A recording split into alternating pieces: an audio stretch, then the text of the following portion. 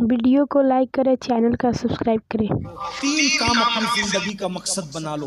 पूरी तकरीर याद रहे ना रहे, 3 काम अपनी जिंदगी का मकसद बना लो। पूरे हिंदुस्तान में मैं हर तकरीर में कम बेश इसको दोहरा रहा हूँ। अगर मुसलमान हिंदुस्तान में तरक्की करना चाहता है 3 काम करो। नंबर 1, दीनदार बनो। पहला काम क्या करना है? दीनदार। और दीनदार बनने का पहला जीना नमाज है। अगर आप नमाजी बन जाएं तो दीन की तरफ खुद ब खुद आ जाएंगे। अपने बच्चों को नमाजी बनाओ। बच्चों को कोचिंग के लिए उठाते हो, स्कूल के लिए उठाते हो, फजर के लिए भी उठाओ। घर वालों को सबको घर में नमाज का माहौल बनाओ। इंशाल्लाह धीरे धीरे दीनदारी आ जाएगी। हो सके तो चेहरों पे दाढ़ियां सजाओ। आप सोचेंगे मैं कैसा लगूंगा? मैंने कहा जब मानते हो कि दुनिया का सबसे खूबसूरत इंसान दाढ़ी वाला था तो फिर कैसे लगोगे? अच्छी लगोगे।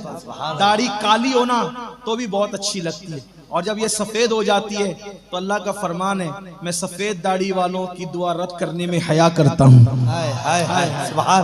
काली हो तो सारी दुनिया मोहब्बत करे और सब सफेद हो जाए तो फिर कुदरत भी हया करती है ना। ये है, इसलिए दाढ़ी रखो, अच्छे लगोगे। और आजकल तो दाढ़ियां माशाल्लाह जब नौजवान रखते हैं तो काबिल रश्क लगते हैं। आप कैसे लगोगे? आप ईमानदारी से कहना, कैसे ये सब स्टेज वाले कैसे लग रहे हैं? हम लोग अच्छे नहीं लगते? जरा बताएं तो।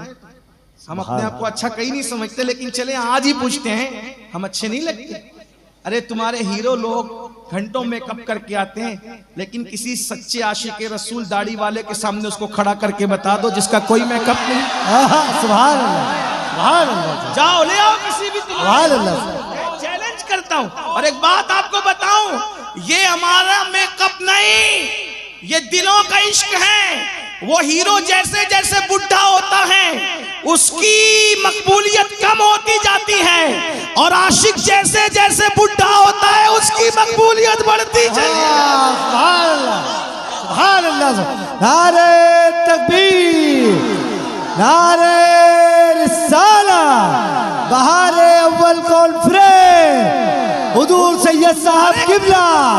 अरे करम तो ये है, आशिक मर जाता है फिर भी मकबूलियत कम नहीं होती, जिंदा रहता है तो फिर लोग कभी कभी आते हैं, लेकिन जब कब्र में जाता है तो हर वक्त उसके आस्थाने पर मेला लगा हुआ होता है। गरीब नवाज जब जमीन के ऊपर थे तो पता नहीं लोग कितने आते थे, कितने आते थे, कितने जाते थे, लेकिन आज जाओ तो हमें भी खड़े होने के लिए जगह नहीं मिलती। 24 घंटे वहां गुलामों का पैरा नजर आता है। पता चला आशिक कभी भुलाया नहीं जाता। इसलिए आशिक बनो तो कैसे लगता? दीनदार बनो। पहली बात दीनदार, नमाजी बनो, चेहरे पे दाढ़ियां रखो, हराम मत खाओ। गौस पाक से किसी ने पूछा अल्लाह ने ये मकाम आपको कैसे दिया? फरमाया 2 चीजों की वजह। बहुत मुख्तसर है गौस पाक की तरक्की का राज।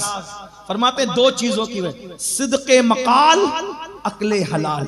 मैं सच बोलता रहा, हलाल खाता रहा, अल्लाह ने मुझे ये मकाम अता फरमा दिया। तो दीनदार बनो। नंबर 1 दिन। नंबर 1 दीनदार बनोगे इंशाल्लाह, इंशाल्लाह। अब यहाँ हाथ उठाना है, जरा बताएं तो कितने मस्जिदों को भरेंगे इंशाल्लाह, इंशाल्लाह। आय हाय सुभान अल्लाह। वादा करते हो? करोगे तो भी फर्ज है, नहीं करोगे तो भी फर्ज है। बोलो वादा करते हो? इंशाल्लाह। आज से नमाज पढ़ेंगे इंशाल्लाह। ए अल्लाह, हाथ उठाना इनका काम, इन हाथों की लाज रखना तेरे करम पर है इंशाल्लाह। दीनदार। नंबर 2 मालदार बनो। नंबर 2 मालदार। आप सोचेंगे ये कौन सा दुनियादार मौलवी उठा करके लाया जो मालदार बनने की बात। हम तो अब तक तबलीगी जमात से यही सुनते रहे कि गरीबों का मजहब इस्लाम है। उन्हें पता ही नहीं है बेचारों को इस्लाम क्या है। हाँ, आपको बताऊं, रसूल आजम से लेके गौसे आजम तक कोई गरीब था ही नहीं। हाय हाय हाय, सुभान अल्लाह। ये जो कहते हैं ना गरीबों का मजहब है, झूठ बोलते हैं। इस्लाम गरीबों का मजहब नहीं है। चंद गरीब थे, अक्सर मालदार थे।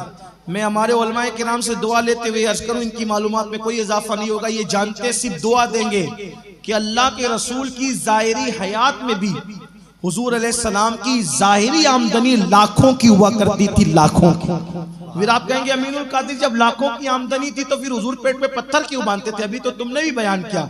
मैंने कहा तालीम उम्मत के लिए बांधते थे।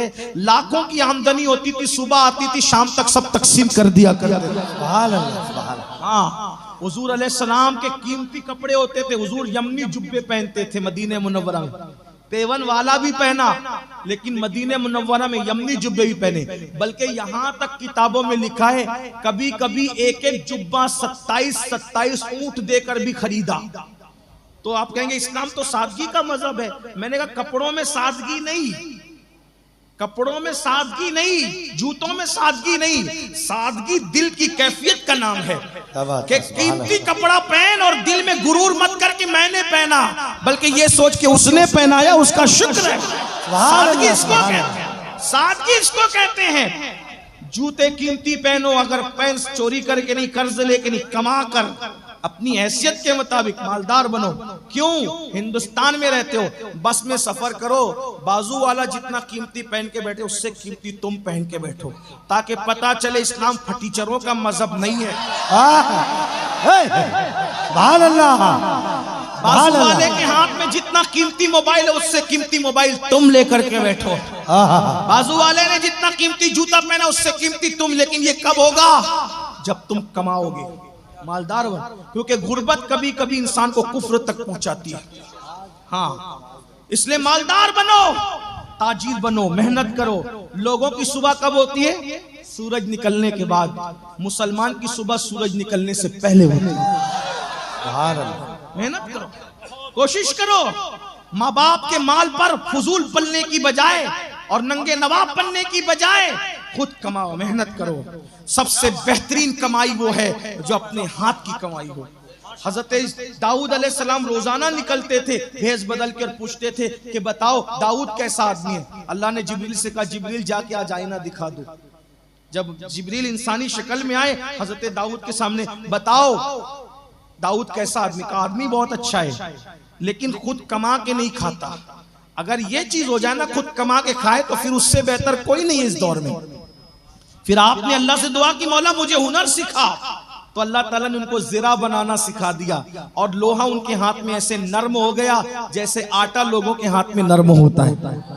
हमारे हुजूर ने खुद तिजारत की।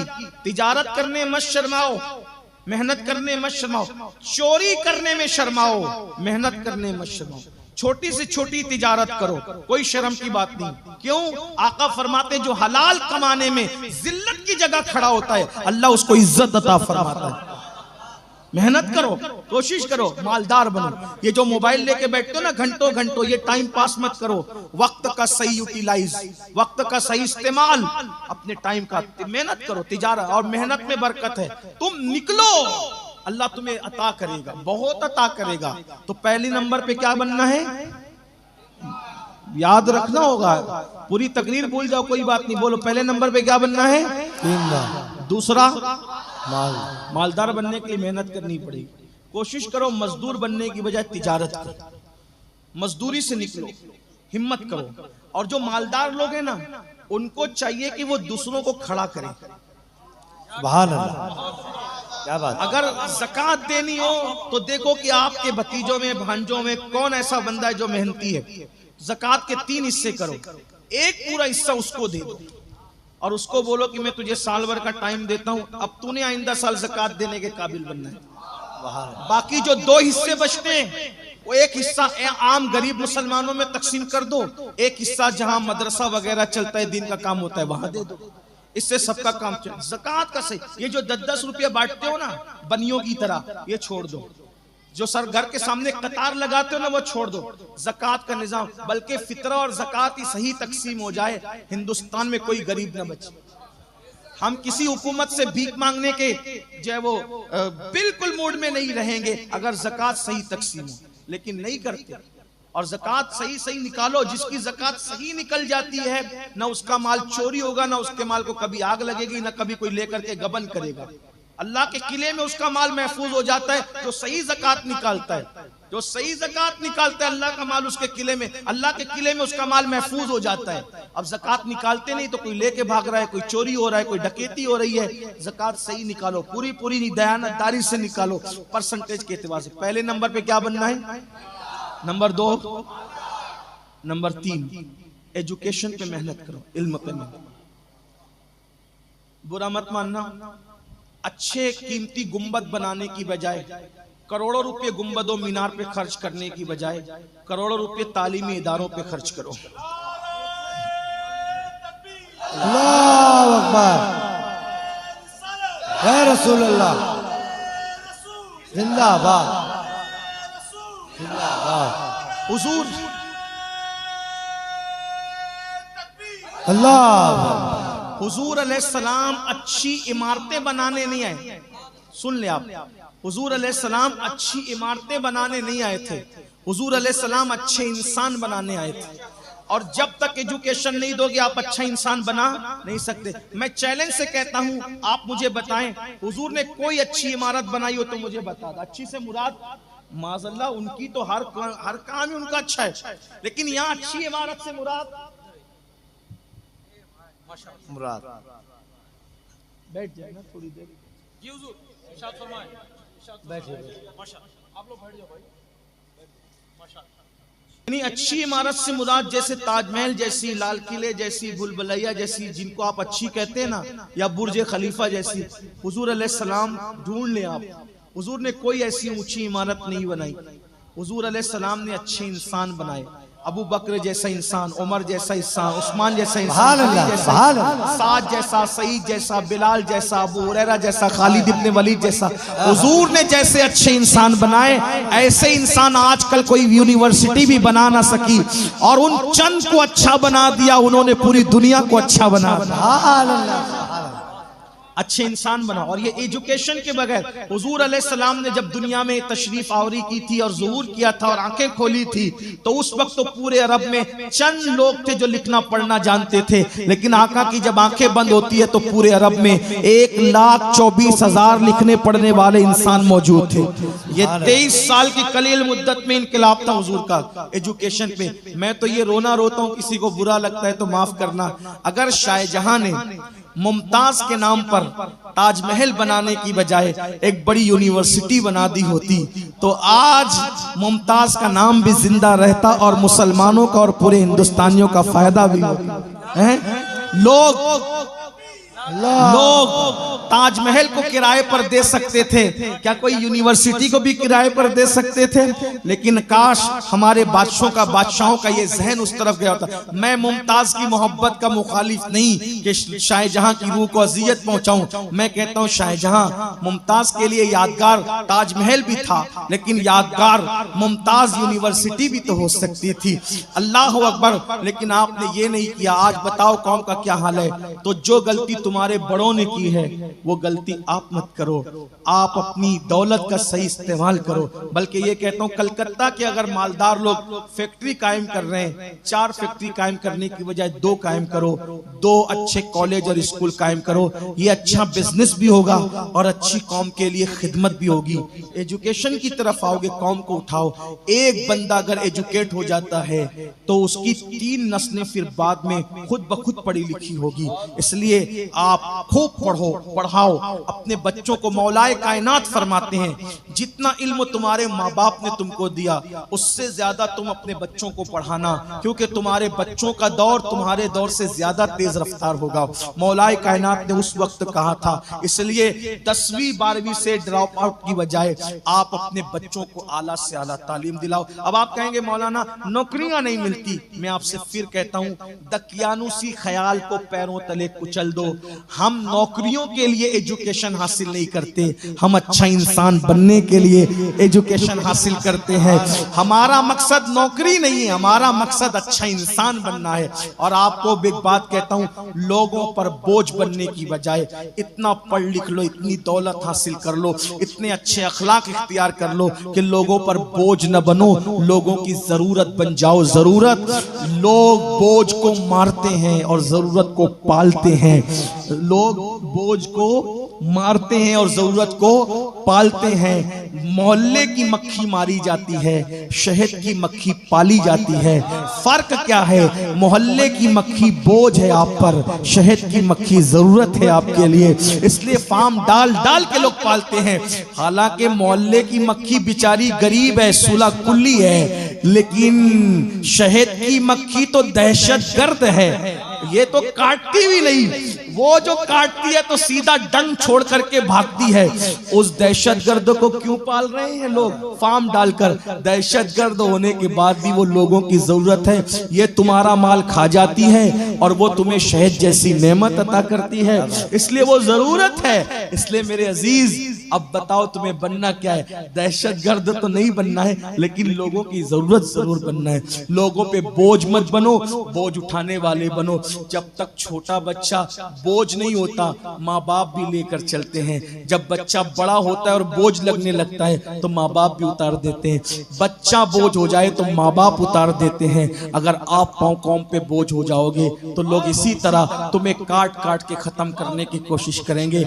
एजुकेशन लेके दीनदार बनो, मालदार बनो, एजुकेशन पे मेहनत करो। अल्लाह तौफीक बख्शे। गुफ्तगू के दरमियान कोई गलती हो तो अल्लाह माफ फरमाए। अस्तगफिरुल्लाह रब्बी मिन कुल्लि ज़ंबि व अतूबु इलैहि। और ये जाते जाते कह दूं, आने में आपने चाहे वो कपड़े खींचे, पैर मारे, धक्के दिए, मुझे बुरा नहीं लगता, ये सब मोहब्बत में करते हो। लेकिन होता क्या है, देखिए, इससे जो दूसरे मसलक के मजहब के लोग ये सब देखते हैं ना, तो कहते हैं कि इनके मजहबी लोग आते हैं तो भी इनके अंदर डिसिप्लिन नहीं है। ये चीज होती है तो जलसे का मकसद खत्म हो जाता है। ऐसा लगता है जैसे आप लड़ रहे हैं और हर आदमी सोचता है फोटो निकालना, वीडियो निकालना। मैं कोई बुजुर्ग तो नहीं हूं, लेकिन मैं तो छोटा तालिब इल्म हूं, कोई बहुत गुनहगार आदमी हूं। लेकिन जब बुजुर्ग लोग आए ना तो उनके साथ फोटो और वीडियो निकालने की बजाय उनसे दुआ लिया। फोटो निकालोगे सिर्फ मोबाइल में रहेगा, वीडियो निकालोगे मोबाइल में रहेगा, लेकिन अगर उनकी दुआ लग गई ना तो आज आप दूसरों के पीछे भाग रहे हो, अगर उनकी दुआ लग गई तो लोग आपके पीछे भागने लगेंगे। आप बात है, सुभान अल्लाह। इसलिए उनकी दुआ पर तवज्जो किया करो। तो मैं उम्मीद करता हूं कि सलातु सलाम पढ़ा जाएगा, दुआ भी होगी और मुझे आप अच्छे से जाने देंगे, क्योंकि हजारों लोगों से मुसाफा मुमकिन नहीं होता। तो और आपसे कहता हूं कि मुसाफे से ज्यादा जरूरी एक दूसरे को धक्के देने से बचना है। ये कौन सी बात हुई कि एक नफल या सुन्नत अमल के लिए आप एक दूसरे को अजियत दें, तकलीफ दें, धक्का दें? नहीं, कहीं भी जाओ डिसिप्लिन से जाओ, बुजुर्गों को देखो, जियारत करो, उनसे दुआएं लो, दुआएं लेकर वापस आ जाओ, धक्के ना मारो। इससे अच्छी चीज ये नहीं है। जहां भी जाओ, यही जलसा नहीं, जहां भी जाओ एक डिसिप्लिन का माहौल हो। नारे भी लगाओ तो सोच समझ कर लगाओ। ऐसा नारा मत लगाओ जिससे कोई रॉन्ग मैसेज जाए, ऐसा नारा मत लगाओ जिससे किसी की दिल आजारी हो, दिल मत तोड़ो लोगों का। इस तरह के नारे, और नारे भी बहुत ज्यादा लगा करके वक्त बर्बाद मत करो, मुख्तसर नारे लगाओ, बल्कि नारे भी कम लगाओ, ज्यादातर सुनने की कोशिश करो, अमल करने की कोशिश करो। अल्लाह करे इस पूरे मजमे में कोई बंदा ऐसा हो वो दीनदार भी बने, मालदार भी बने और एजुकेशन पे भी मेहनत करे। अगर ये हुआ तो मुझ फकीर का आना कामयाब हो जाएगा इंशाअल्लाह। ये जलसा तारीखी होगा, क्योंकि जब अगर आप में से कोई एक बड़ा इदारा कायम करेगा तो लोग कहेंगे यार इतना बड़ा इदारा तुमने कैसे कायम किया। तो फिर कोई कहेगा यार कमेटी, क्या नाम है कमेटी का? डेमोक्रेटिक, हाँ, ये कमेटी के नौजवानों ने एक जलसा रखा था। उसमें कोई एक दीवाना फकीर कादरी आया था, उसने सदा लगाई थी, मेरा जहन बन गया था।